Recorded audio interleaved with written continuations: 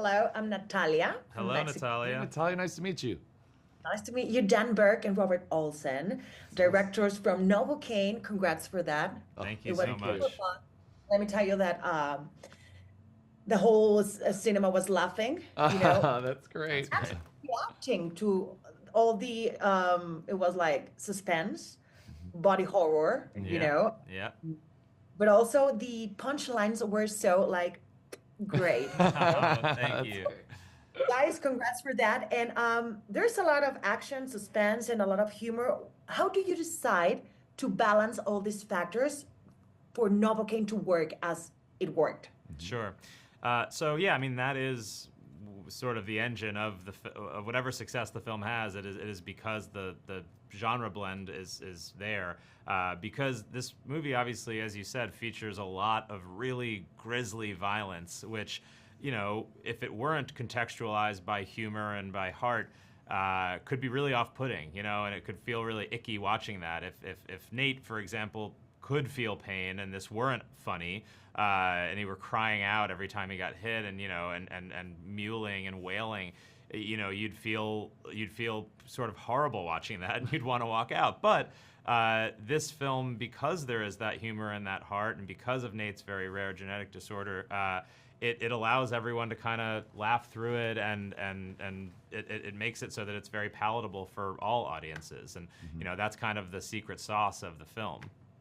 Okay, so that's the secret, just to balance it. And how do you guys, Robert and Dan, work on creating this like exciting and these action sequences? And how do you work with your actors and the crew to achieve this? Because there were like so long action sequences, Mhm. but they work beautifully. Yeah, I think that, we wanted to make an action movie for the longest time, and yet, we didn't want to make something that you felt like you'd seen a lot of recently. I mean, we knew we were never going to be able to, out John Wick, John Wick. You're not going to be able to make a movie with like better karate fight scenes and stuff like that.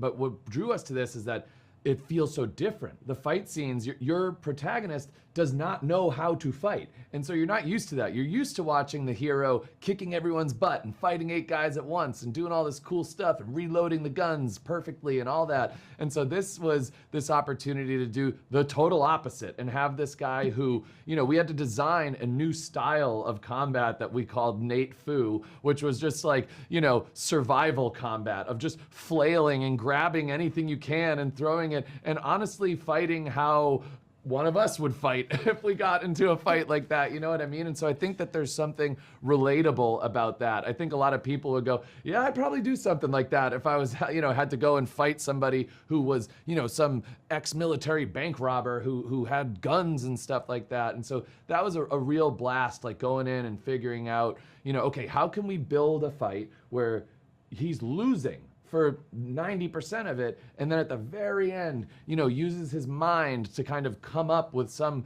kooky way to create a painful environment that his body can handle, but the opponent can't. And so that was the fun of the movie. Yeah, actually talking about that, well, it was so funny for me when he was fighting with this big guy and he just grabs a pen and tattoo him like, it Yeah, was totally. super funny. And like, Yeah. That's the movie right there. The fact that you can watch someone jamming a tattoo needle into someone else's Adam's apple and laugh about it, that's Yeah. kind of Novocaine in a nutshell.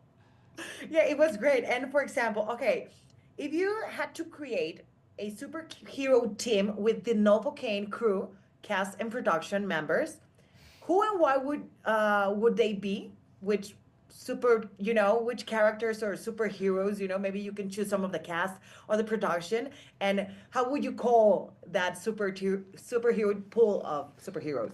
Uh, I think we would definitely go with one of our producers, Matt Schwartz, because Oh, yeah. he's super jacked and has big muscles, so he'd be like our strong man. Yeah.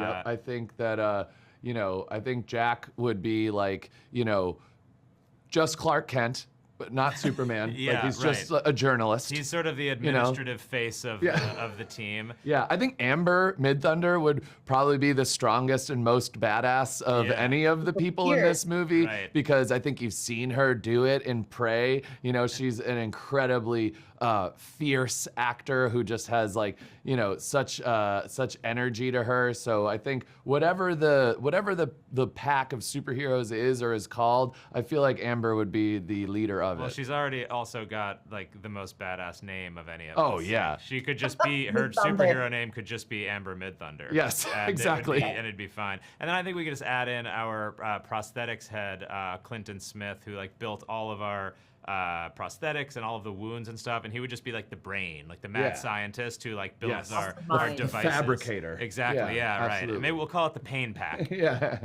The pain pack. Yes. Well, guys, I love it. Dan Berg and Robert Olson, directors from Novocaine, congratulations. Oh, Thank you.